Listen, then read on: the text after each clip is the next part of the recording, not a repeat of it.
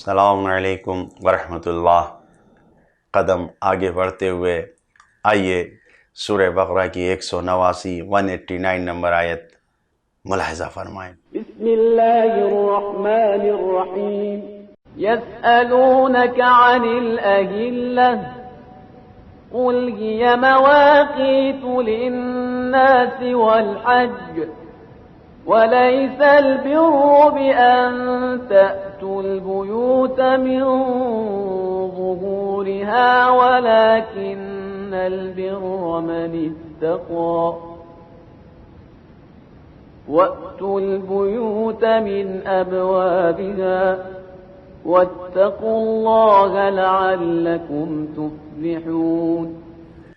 اے پیغمبر، یہ لوگ آپ سے چاند کے بارے میں سوال کرتے ہیں تو فرما دیجئے یہ لوگوں کے لیے اور حج کے لیے وقت معلوم کرنے کا ذریعہ ہے، اور یہ کوئی نیکی نہیں ہے کہ مکانات میں پچھواڑے کی طرف سے آؤ، پیچھے کی طرف سے داخل ہو، بلکہ نیکی ان کے لیے ہے جو پرہیزگار ہوں اور مکانات میں دروازوں کی طرف سے آئیں۔ وَاتُوا الْبُيُوتَ مِنْ أَبْوَابِهَا، دروازوں سے آئیں، اور اللہ سے ڈرو، شاید تم کامیاب ہو جاؤ۔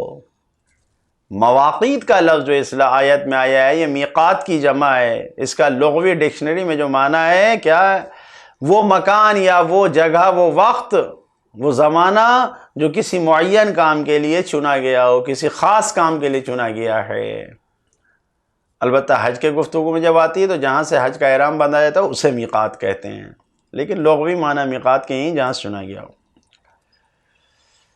اور اس آیے مبارکہ میں جو لوگ پیغمبر اسلام سے سوال کر رہے تھے ان کا جواب بھی دیا گیا ہے، اور کچھ خاص باتوں کی طرف بھی اس جواب کے ذیل میں اشارہ کیا گیا ہے، بیان کیا گیا ہے۔ ہم اس کو دیکھتے ہیں، یہاں پر تحقیق کرتے ہیں کیا کہا گیا ہے۔ مثلا اے پیغمبر، جو لوگ آپ سے چاند کے مختلف فائدے کے بارے میں سوال کر رہے ہیں ان سے کہہ دیجئے جو چاند میں تبدیلیاں آتی ہیں، چاند میں جو تبدیلیاں آتی ہیں وہ لوگوں کے لیے وقت اور تاریخ معین کرنے کا ذریعہ ہے، اور یہ ایک طبیعی، ایک نیچرل کیلنڈر ہے، یہ قدرتی کیلنڈر ہے۔ اسلام کی خصوصیات میں سے ہے کہ اسلام اپنے پروگرام کو، جو بھی اسلام کے احکامات ہیں ان سب کو طبیعی اور قدرتی کیلنڈر سے ترتیب دیا ہے اسلام نے، جس میں کوئی خرچ نہ آئے۔ بطور مثال، اگر آب کر کو معلوم کرنا ہے کہ کر ہے یا نہیں تو کوئی پیمانہ اور کچھ کی ضرورت نہیں ہے، اپنی بالشت سے ناپ لیجئے آپ، وجب بالشت، اس سے کر کا اندازہ لگا لیا جاتا ہے۔ اور اسی طریقے سے اگر نماز کے وقت کے بارے میں ہے تو سورج کا طلوع ہونے کا وقت معلوم کر لو، سورج کے غروب ہونے کا وقت معلوم کر لو، کب سورج نکل رہا ہے، ڈوب رہا ہے، زوال کب ہو رہا ہے سورج میں، یہ سب نمازوں کا وقت ہے۔ تو اب اس میں کسی پریشانی کی بات نہیں۔ روزہ رکھنے کے لیے یا ماہ مبارک کے شروع ہونے کے لیے، ماہ مبارک کے ختم ہونے کے لیے، یہ سب کیا ہے؟ چاند کا رکھ دیا گیا ہے۔ حج کے اعمال انجام دینے کے لیے یہ سب کیا ہے؟ ایام حج کا انتخاب کرنے کے لیے چاند کو معیار بنایا ہے۔ چاند کی مختلف شکلیں ایک کیلنڈر، ایک جنتری کی حیثیت رکھتی ہیں۔ چاند کی تاریخیں انسان کو اس کے سارے سب پروگرام، یعنی یہ ایک ایسا کیلنڈر ہے کہ جو ہمہ وقت انسان کے اختیار میں ہے، نہ اس میں کچھ پیسے کے خرچ کرنے کی ضرورت ہے، نہ اس میں کوئی ٹیکنیشین اور مشین اور ان چیزوں کی ضرورت ہے۔ یہ قدرتی کیلنڈر ہے جو ہر انسان کے لیے موجود ہے، اور انسان کی ہر ضرورت کو پورا کرنے کے لیے بہترین وسیلہ ہے۔ سب سے اچھا کام اس کا یہ ہے کہ یہ عام ہے، عام ہونا ہے۔ یعنی کیا مطلب؟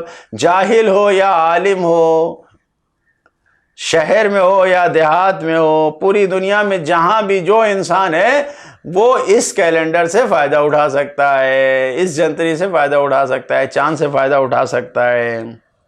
ایک ہی نظر میں، ایک ہی لمحے میں سب کچھ، 3 تاریخ سب طے کر سکتا ہے چاند کے ذریعے سے۔ اس کے بعد اس آیت میں نیکی کی گفتگو کی گئی ہے کہ نیکی یہ نہیں ہے کہ حالت احرام میں دروازوں کا استعمال نہ کرو اور تم پچھواڑے سے داخل ہو۔ گھر کے پیچھے سے داخل ہو، بغیر راستے کے گھروں میں داخل ہو جاؤ، یہ خرافاتی عقیدہ ہے۔ یعنی واقعاً بدعت و خرافات ہے کہ حالت احرام میں گھروں کی طرف سے نہیں آنا چاہیے، بلکہ غلط راستے سے، دیوار کود کے، پچھواڑے سے، پیچھے کے راستے سے آنا چاہیے، بالکل غلط ہے۔ ہر کام کو اس کی راہ سے ہونا چاہیے، اس کے طریقے سے ہونا چاہیے، جو نہج، جو اس کا میتھڈ تیار کیا گیا ہے، اسی میتھڈ پہ، اسی طریقے پہ، اسی روش سے کام ہونا چاہیے۔ جو قانون بنایا گیا ہے اس قانون کے مطابق کام کرنا چاہیے۔ ہر کام کا ایک مناسب وقت ہوتا ہے، ایک مناسب طریقہ ہوتا ہے، اور یقیناً اسی طریقے سے ان وقت اور طریقے کو بتانے والا، ایک مناسب گائیڈ کرنے والا رہبر اور قائد، اور جو ہماری قیادت کرتا ہے، مناسب ہوتا ہے۔ البتہ جیسا کہ معلوم ہے زمانہ اور وقت چاند کے ذریعے معین ہو جاتا ہے، اللہ تعالیٰ کی جانب سے چاند کو ایسا بنایا گیا ہے کہ اس کے ذریعے سے وقت اور زمانہ معین ہو جاتا ہے، اور قیادت اور رہبری بھی اللہ تعالیٰ کی جانب سے معین ہونا چاہیے۔ لہٰذا اس آیت کا مطلب اور معنی اس طرح ہے کہ چاند سے اپنا وقت اور زمانہ معین کرو، اور کام کے، یعنی ہر کام کے ہونے کے لیے فائدہ چاند سے اٹھاؤ، اور طریقے کو کس طرح انجام دینا ہے، وہ آسمانی احکامات اور اللہ کی طرف سے معین کیے گئے رہبر، نبی، امام، ان کے نمائندے، ان کے وصی، ان کے جانشین، ان کے وکیل، جو اللہ کی جانب سے معین کیے گئے ہیں، ان سے معلوم کرو۔ ہرگز کسی غلط راستے کو اختیار نہ کرنا، غلط راستے پر قدم نہ رکھو۔ سعادت اور کامیابی اور خوشی صحیح راستے پر چلنے سے حاصل ہوگی۔ سعادت انسان کو جو ملے گی وہ صحیح راستے پر چلنے سے ملتی ہے۔ جو راستہ اختیار کرو اسے وقت کے اعتبار سے غلط نہیں ہونا چاہیے، رہبری کے اعتبار سے غلط نہیں ہونا چاہیے۔ جو بھی اختیار کرو اس میں خوف خدا ہونا چاہیے، اللہ کا ڈر ہونا چاہیے، اللہ کو پیش نظر رکھنا چاہیے انسان کو۔ اگر صحیح انتخاب کیا تو یہ خود تمہارا خدا سے قریب ہونے کا ذریعہ ہے۔ فرزند رسول حضرت امام جعفر صادق علیہ السلام فرماتے ہیں اس آیت میں جو وَأْتُوا الْبُيُوتَ مِنْ أَبْوَابِهَا کا مطلب یہ ہے کہ ہر کام کو اس کے صحیح طریقے سے، اس کو صحیح راستے سے انجام دو۔ ائمہ معصومین علیہ السلام نے فرمایا ہے کہ ہم آل محمد باب اللہ ہیں، باب خدا ہیں، اللہ کا دروازہ، ہم آل محمد علیہ السلام ہیں۔ اور خود سرکار مدینہ صلی اللہ علیہ وآلہ وسلم نے فرمایا ہے کہ انا مدینۃ العلم وعلی بابها، میں شہر علم ہوں اور علی اس کے دروازہ ہیں۔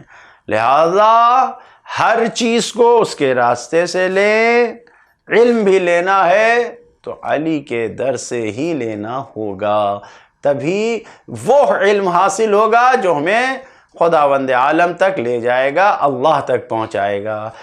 اس راستے سے، اس در سے ہٹ کے جو بھی علم حاصل ہوگا ممکن ہے دنیا میں بظاہر کامیابی دے دے، لیکن خداوند عالم تک وہ علم نہیں پہنچائے گا۔ خدایا ہم سب کو ایسا علم عطا فرما کہ جس سے ہم تیرے قریب ہو سکیں۔ والسلام علیکم ورحمۃ اللہ وبرکاتہ۔